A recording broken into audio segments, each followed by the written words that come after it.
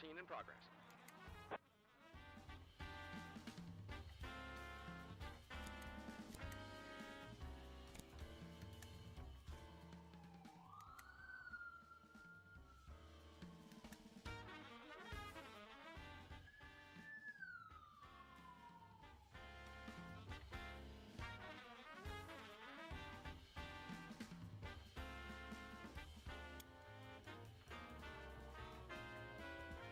.553 in progress.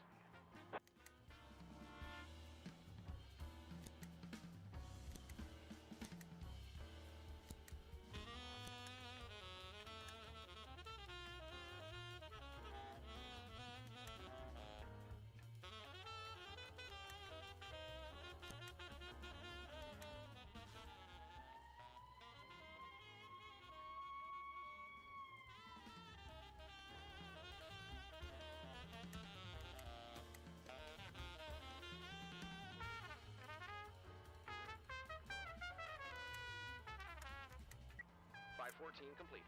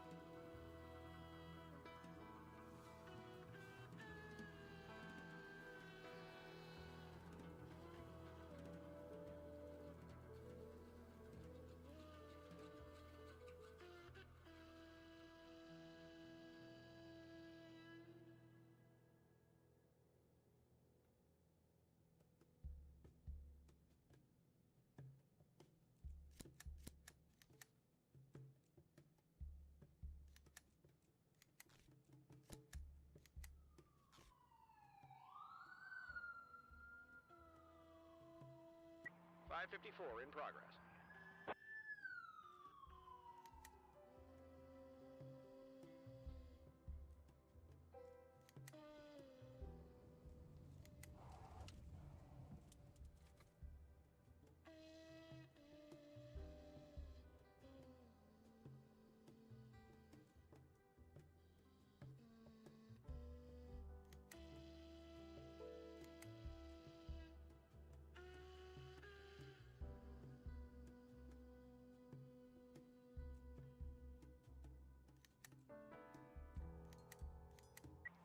.553 complete.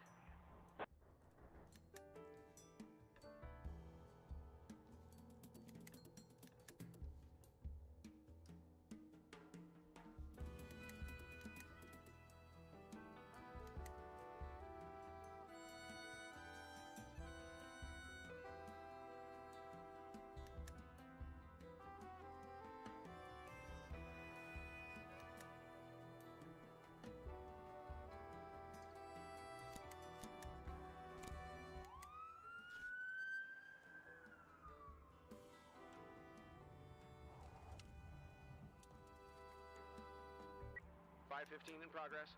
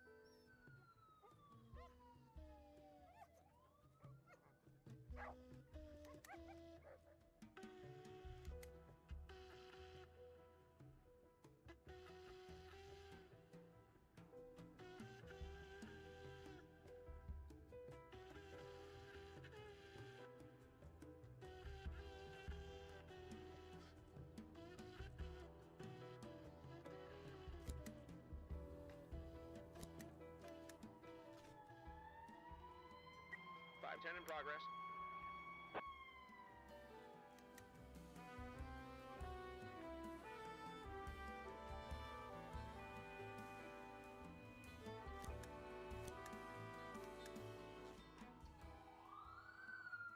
.517 in progress.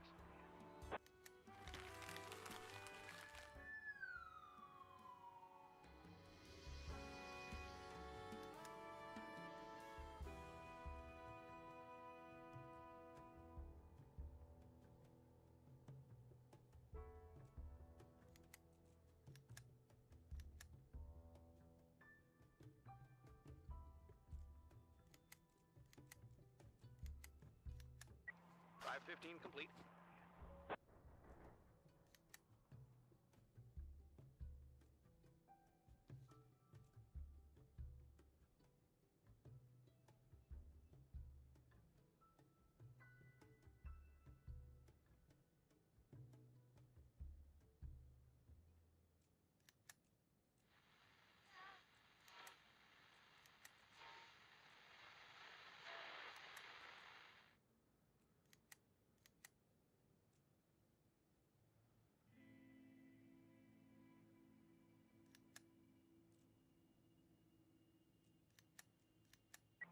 .510 complete.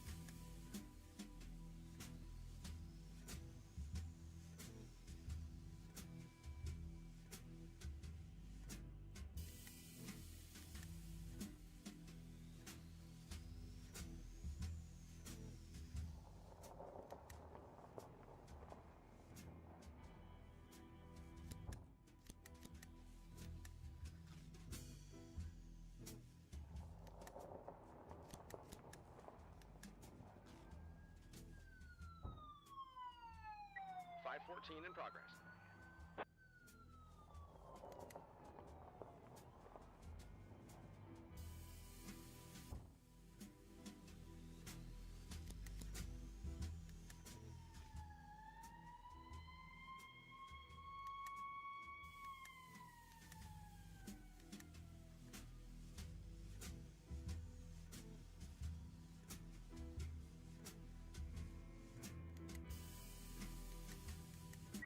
.514 complete.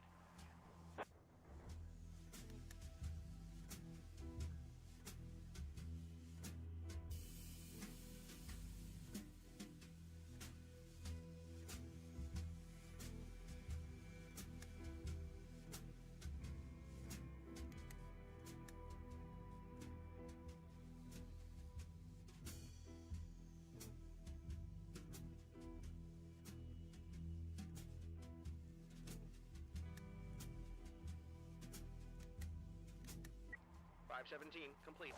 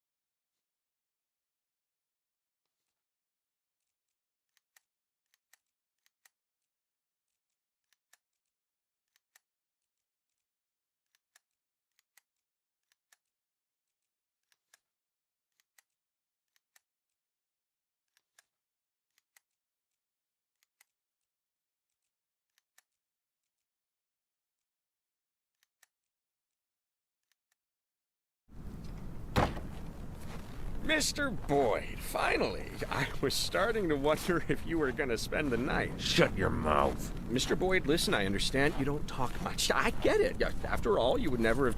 Well, you wouldn't have been able to do what you've done if you were a chatterbox. Yeah? But I'm not asking you for a big speech. I'm not asking you to give me a master class in corruption.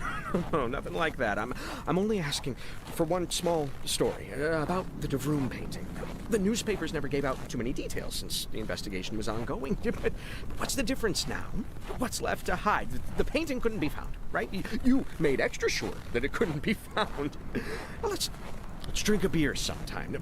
Not today, no, tomorrow, or the day after, or the day after tomorrow. Just whatever's good for you. You see, I'm really interested in this. How did you pick that job? I mean, what did you want with that picture? I mean, that one in particular. It's a pretty specific choice, you know? It's a controversial artist. The critics don't agree. I've never heard of corrupt officials stealing paintings. They all take bribes, just bundles of money in paper bags, you know. Of course, I'm not comparing you to those ordinary rotten geezers. Not at all. I just wanted to say that even though I don't know all the details, I see that you've got your own style. Whether you realize it or not, that's why the press called you the Caesar of corruption. You can find lots of kings of corruption in the newspapers. There's a new one every month, but I've never seen a Caesar. Because Caesar, that's not about the scale, but the style. Style is everything, right?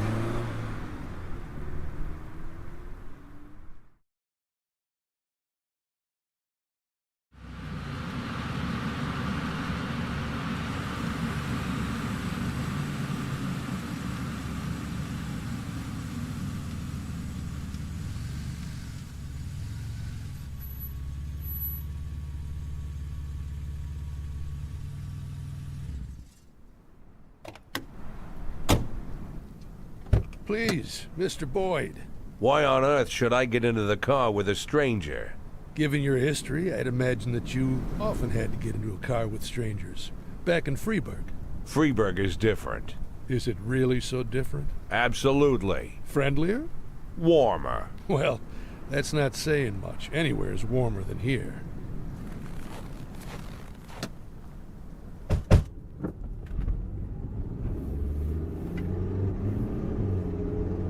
How? Excuse me? How did you know who I was? How many ads were there? Ads? Well, I'd be willing to bet that when you came here, you went looking for housing in the newspaper ads. How many ads did you look at? I don't know. Maybe a dozen. But you chose this house. Why? Because it stands away from everything. Well, that's a reasonable choice. Unfortunately, the neckties choose their houses by the exact same principle. They stash their goods in isolated houses until they can find a big buyer, but they don't settle into the house. They let someone else rent it. It's safer that way. Look, I'm not interested in how these neckties do business. I just want to know how they found out my real name. I'm not a big fan of drug dealers, Mr. Boyd, but I have to give them their due. Many of them are amazingly smart, much smarter than your average drug dealer, you know. And the man who was appointed to watch your house, Arthur Sherman, well, it turns out he's quite the brain.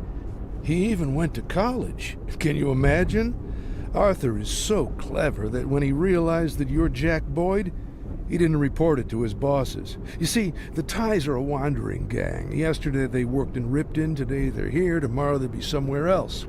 They just shoot you to be safe, and that would be the end of it.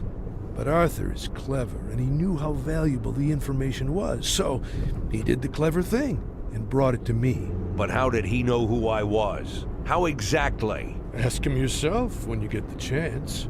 Oh, looks like we've arrived.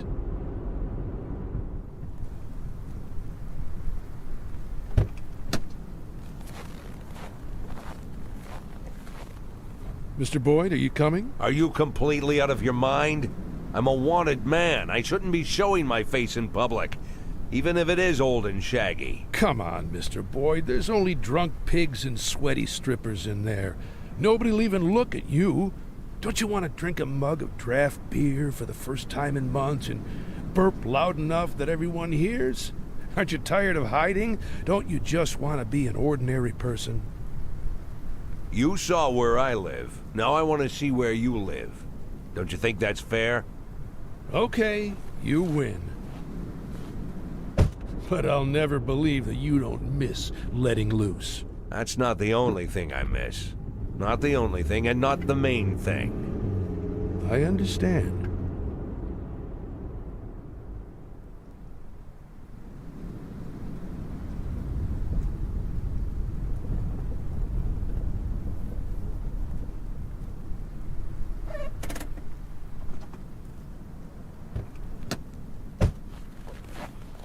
Well, here's where we live. What? We can't go inside? Well, I didn't go into your house. I stood 100 yards away. Now we're even. Don't you think that's fair? Arthur Sherman. I want to talk to him. Mick, bring Sherman here. I'm sure he must still be awake. Sean told me about this Captain Britt Carter of yours. Now, if you want, It won't be a problem. You sure? I can manage. If you have any difficulties, just let me know. I could... well... And I thought you were a smuggler, not a butcher. I don't like the word smuggler. Then maybe you shouldn't smuggle. Well, I'll put it this way. I don't like what you mean by the word smuggler. You must be right. Freeburg and Sharpwood are very different. What kind of goods came through Freeburg? Automatic weapons? Heroin? People? I'll be honest with you, I can't brag that I never had to trade in the first, second, or third, but my most popular product is canned soup. Mushroom soup comes in a little red jar. Now this is coming from a man who spent over 30 years eating a tasteless soldier's rations and not complaining. And I can assure you that this soup is the most disgusting meal in the world. When you pop open the jar with a can opener, this smell immediately bolts up your nose. The smell of despair, you know? It's impossible to suck down this vomit without thinking for even a second that your life is going nowhere. Sharpwood kids, when they grow up and leave this place for the rest of their lives, they'll always shudder when they remember this awful soup. But only the lucky ones, the few who manage to get out. The rest will live here for the rest of their days, eating smelly soup and then feeding it to their own children. Because without 12-cent soup, they'd all die. I give them this life, with the smell of despair. Bitter, but life. I don't know what cruel word to call what I'm doing, but I'm definitely not a smuggler. And I want that... There's your college boy, Mr. Boyd. Give me a cigarette. Still alive, Mr. Boyd? Oh, wow. How did you know who I was? Were you really hiding all that well? You hitchhiked on your way to Sharpwood. Well, not to Sharpwood, of course, but to Big Rift. And from there you walked on foot, but before Big Rift, a red-haired guy named Locke drove you. Picked you up at a bus stop 70 miles down the highway. Buses from Garensburg pass that stop every 6 days. In Garensburg, you spent 2 nights at the Stone Woodpecker Hotel. I called down there and had a nice chat with Mrs. Hopper, who... Just stop! So you're really that clever, Arthur Sherman? Proud of your little investigation? If I'd known this investigation would turn me into a hostage to rednecks playing toy soldiers, I wouldn't have stuck my nose in your business, Mr. Boyd. Hostage? Arthur can't leave the barracks. It's for his own safety. In addition, he likes to live by military regulations. Isn't that right, Arthur? This shit you're pulling here isn't military order. It's the middle of the night, but everyone's awake.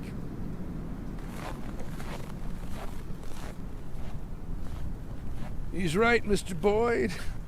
It's high time for bed.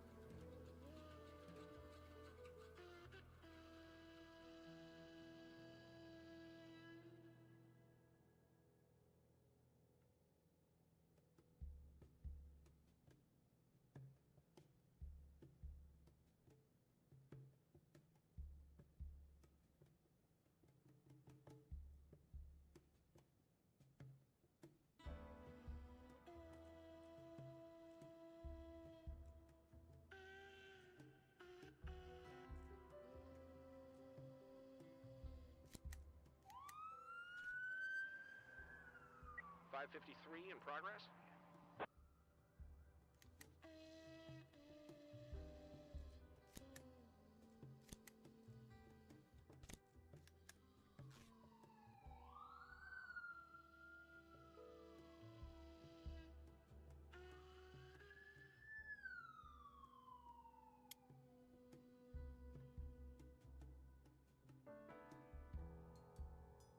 .557 in progress.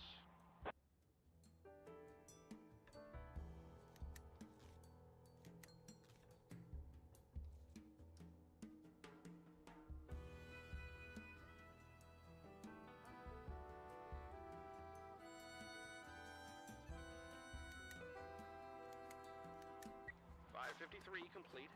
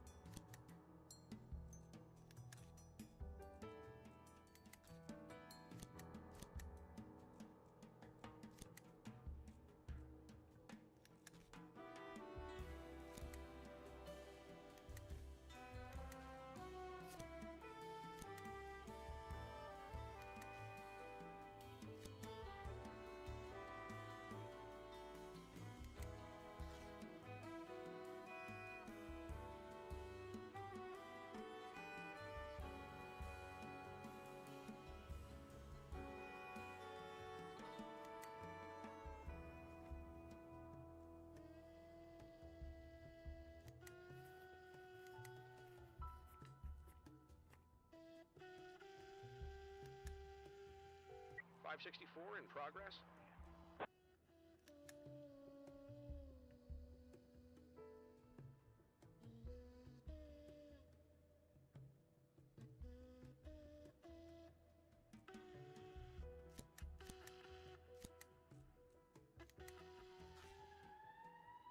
.548 in progress.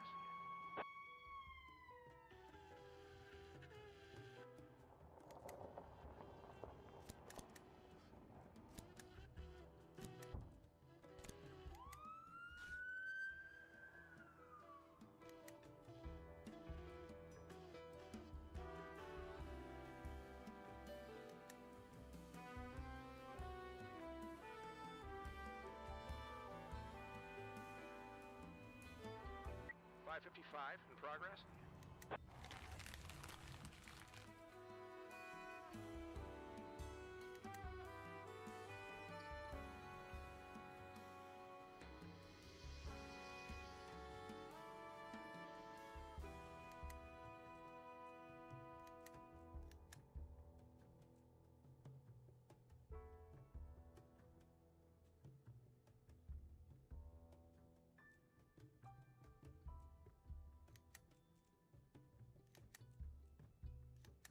.557 complete.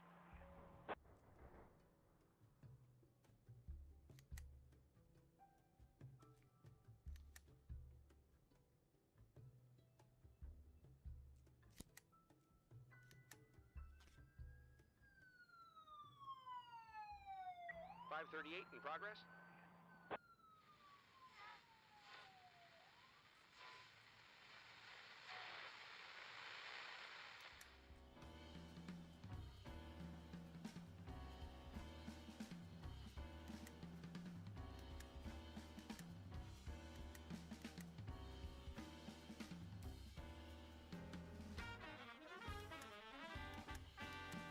.564 complete.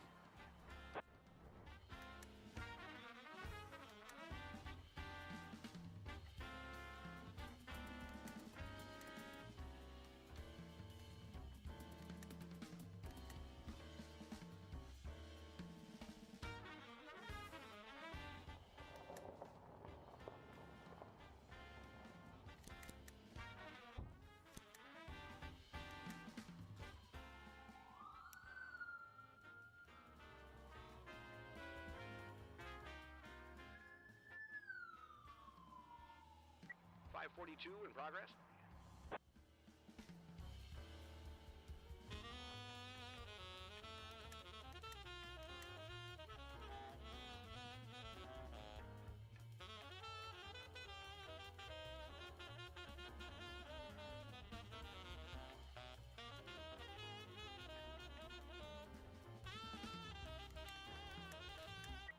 .55 complete.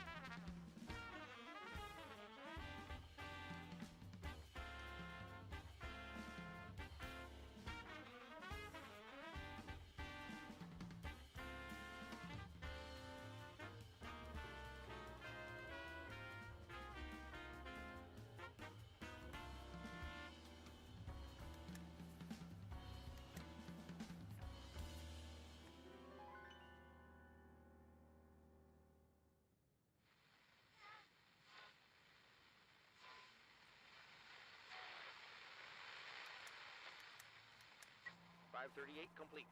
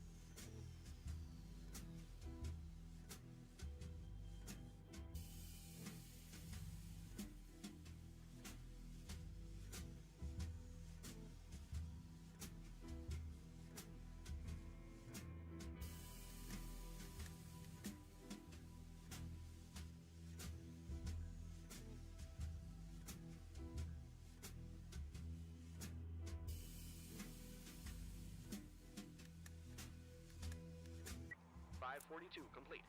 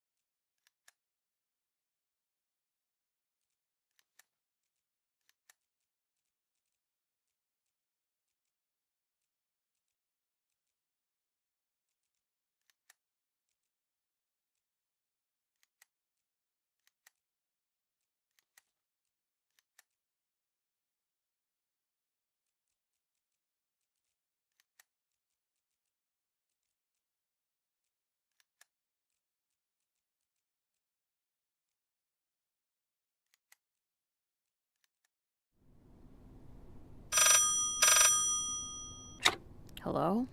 It's me. Are you awake? What do you think? Listen, I talked to Shapiro about Plunkett's situation. The truth is bad. He might not even make it to the end of the month. I don't know what he did wrong, but the dicks from the mayor's office don't even want to meet with him. But tomorrow, one of them will be considering your request. At least A.V. Carlos has to be there. Do you know what that means? I'm not... Come on, Reeves. Plunkett needs to show off, to show them that he has everything under control. He'll need to puff himself up like a tough leader, the only thing holding the prosecutor's office together, which means you're the ideal target for him to show them what a tough boss he is, you see? To put it simply, whatever happens tomorrow, just nod and don't say anything except, yes, sir, and hopefully the blowback won't get out of hand. Lana? Are you still there? You'd really like that, right? For me to always say, yes, sir, and that's it? Lana, what are you talking about? Look, I am trying to, well, sort of like trying to save you. Don't you get it? Good night, Reeves.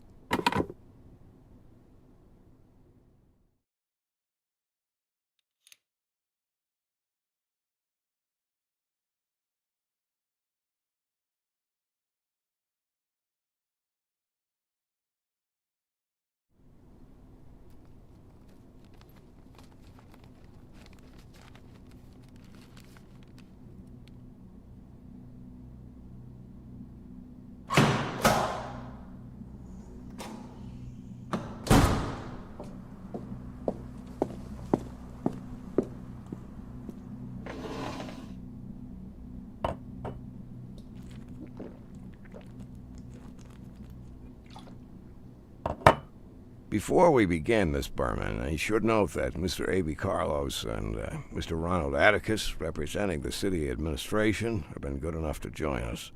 And Judge Hawkins has also kindly agreed to attend.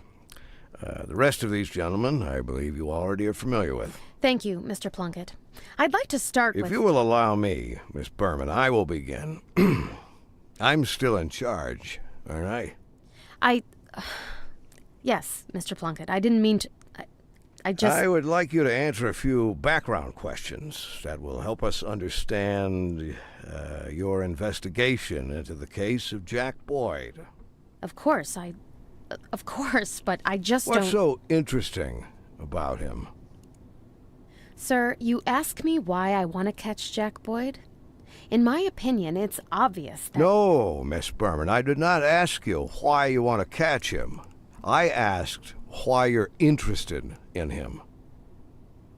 Sir, I'm not sure I understand the question. Oh, well, in that case, allow me to phrase the question more precisely. You like Jack Boyd because with him you don't feel lonely, as you said in a telephone conversation on September 19th of last year. Or maybe because you consider him energetic and full of strength, as you said on another call 4 weeks later. The whole point is that... Mr. Plunkett, sir, before you go on, I think it must be said that... You know, Miss Berman, I am a man of conservative upbringing. I always imagine there are certain obligatory rituals and relationships between men and women.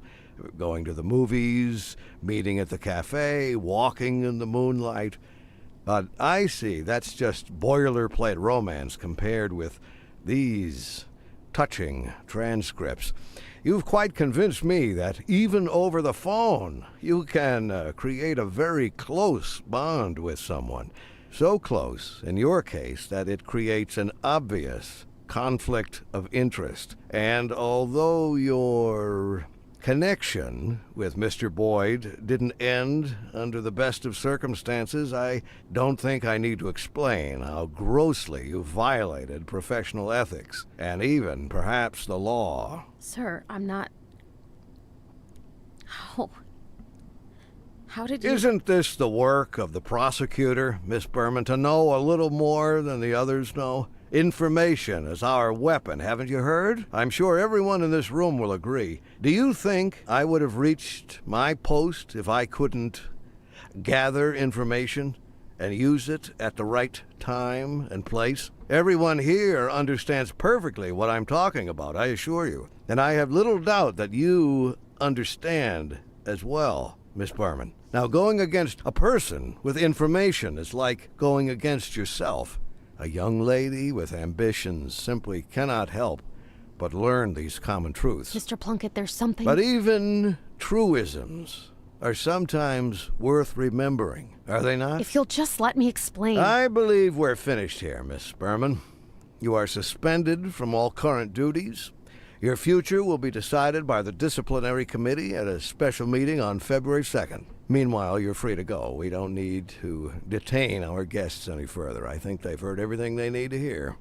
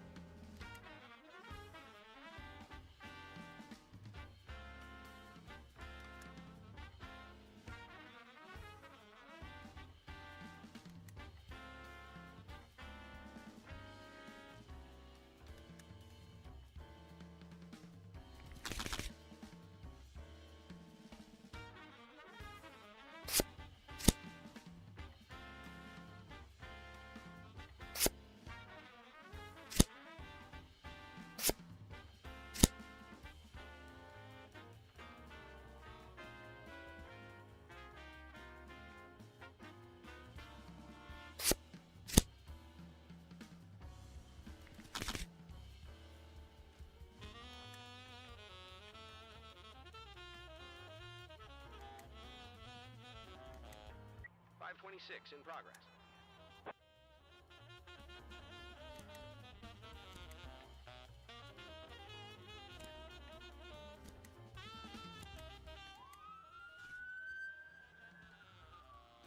$518 in progress.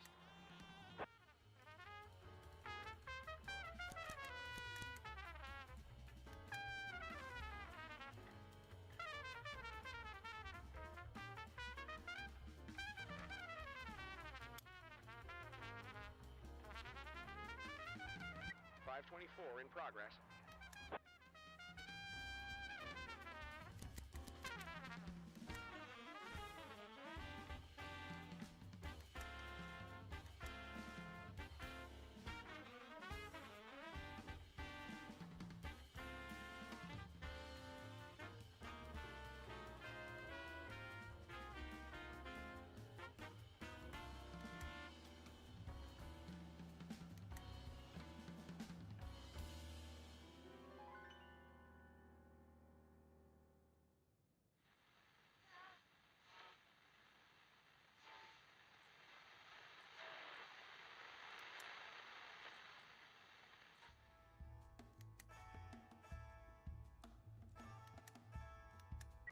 $526 complete.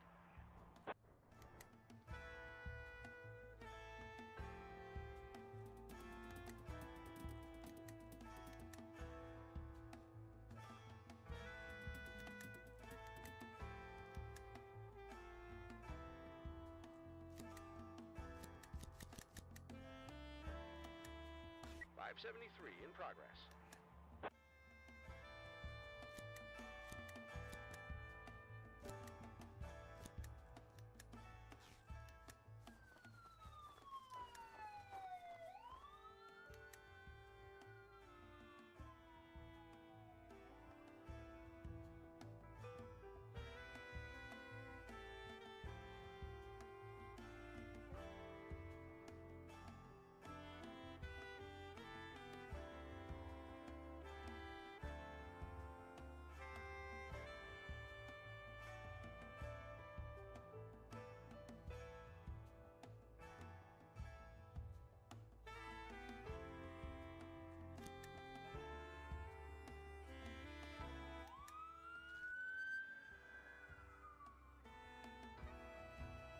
$530 in progress.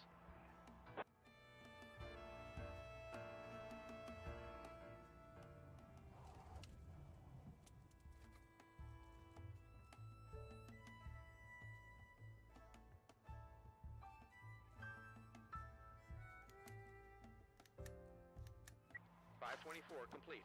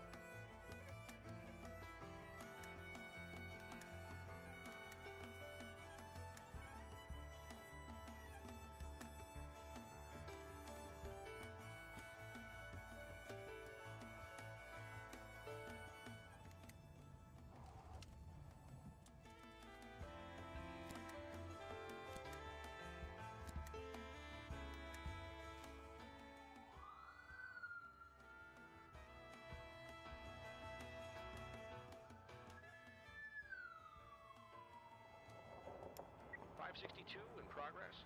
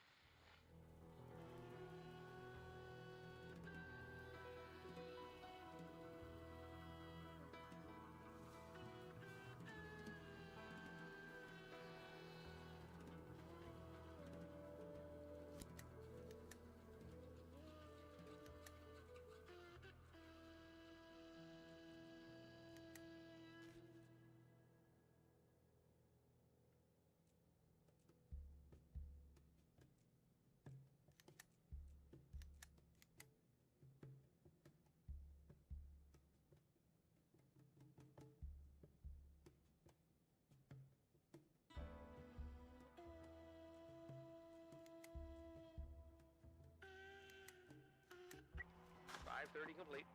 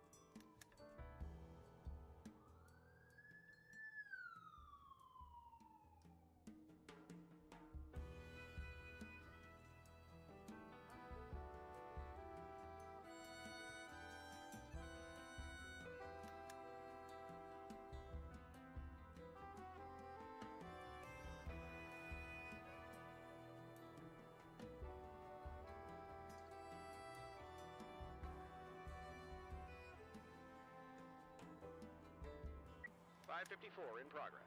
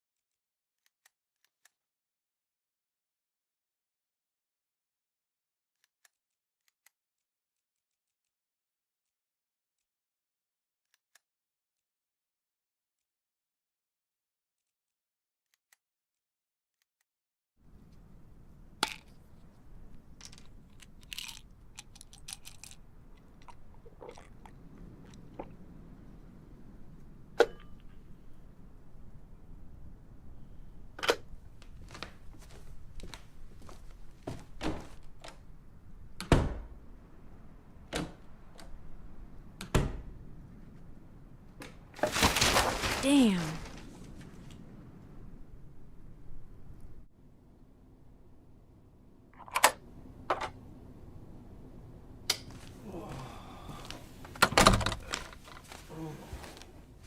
Forgive me, Captain Carter, but this is important.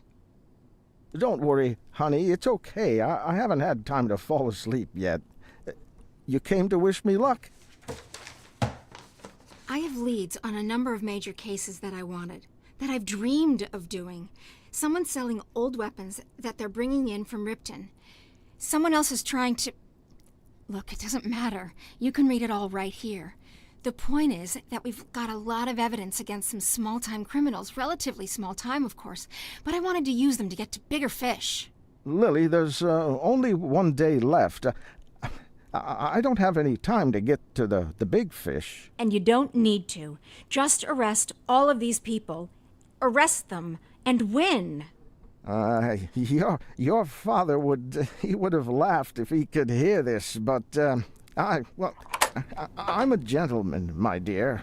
Just win the stupid competition, Captain Carter.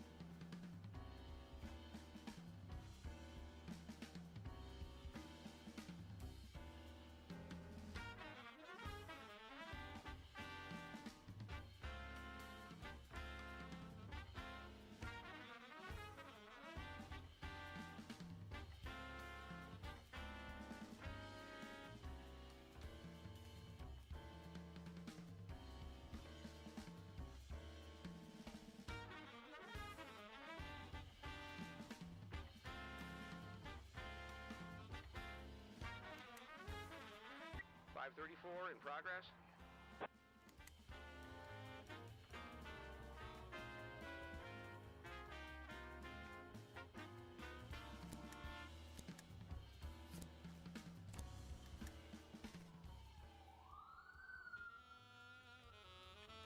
.526 in progress.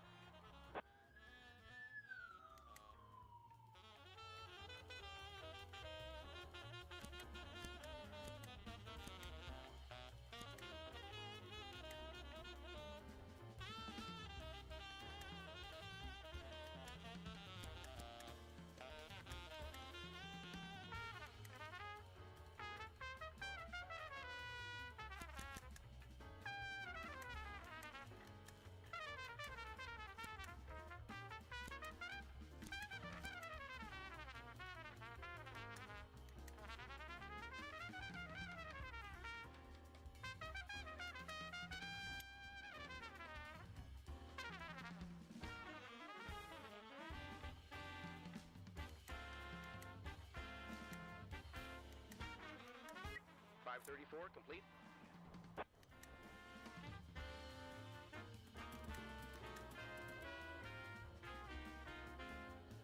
.553 in progress.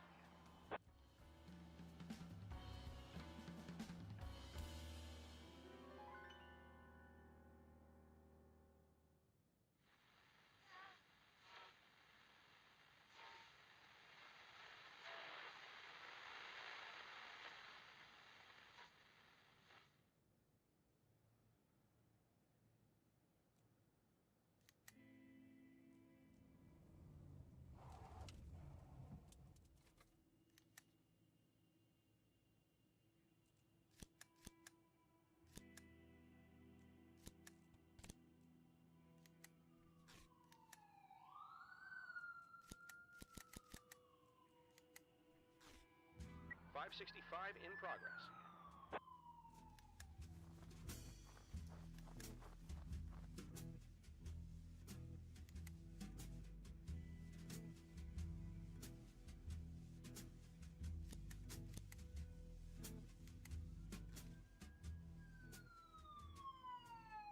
.526 .534 in progress.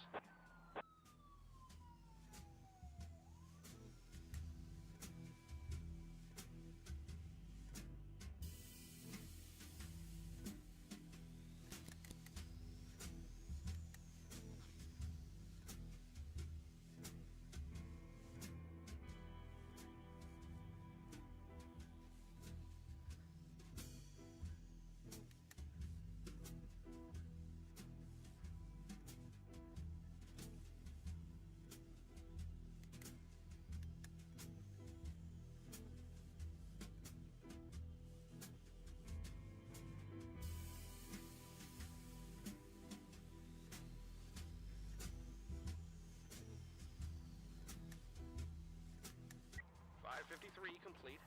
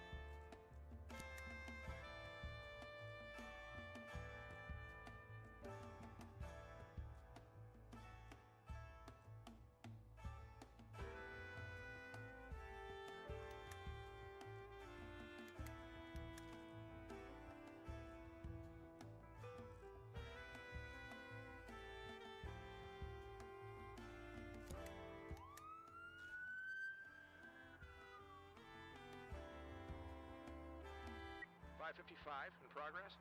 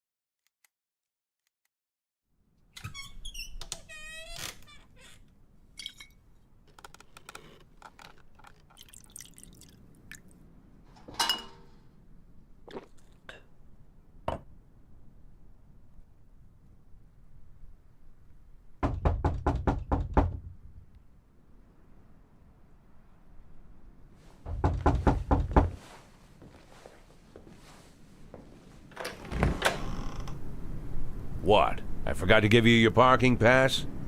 I have my pass. Didn't Jesus tell you not to drink? That's right.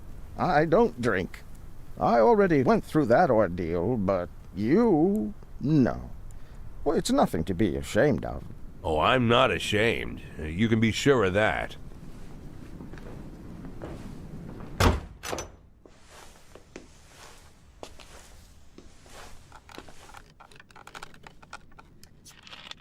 You know, it's hard to handle some things alone.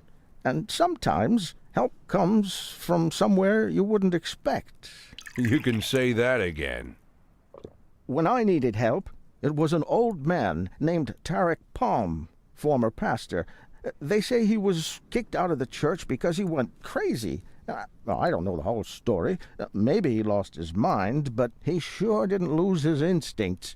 He immediately saw the two things that were ruining my life: lies and stubbornness. So he locked me in the basement. Lost his mind? Must have been a smart guy. He locked me up in the basement with the Bible, the Koran, and the Torah.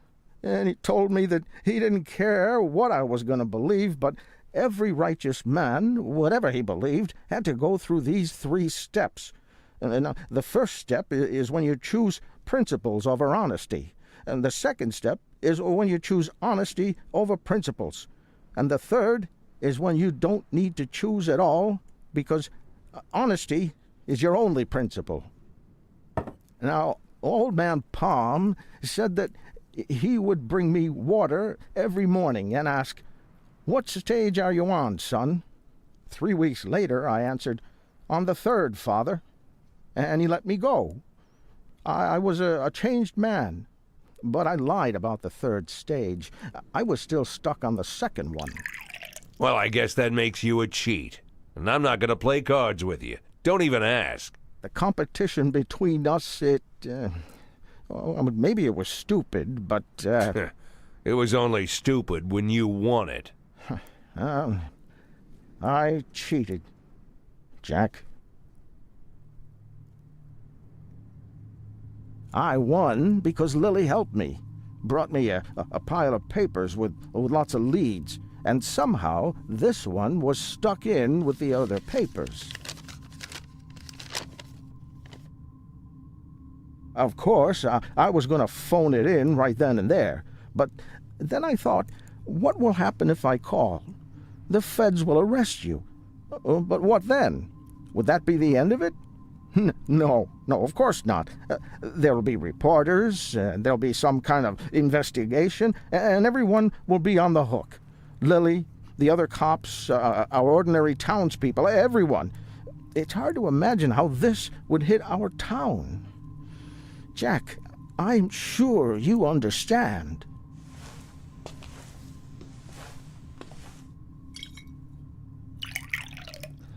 Lily, he wanted me to take things over gradually, so we could work together for a few days and keep everything calm, right?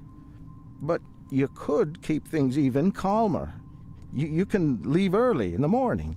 You can disappear, and no one else in Sharpwood will ever hear from you. It'll be like you were never here.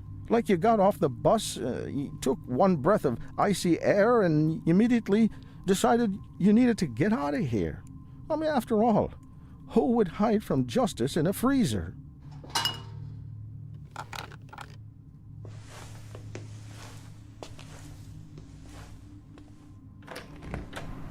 Don't be ashamed, Jack. Drink up. You haven't got through this yet. I have.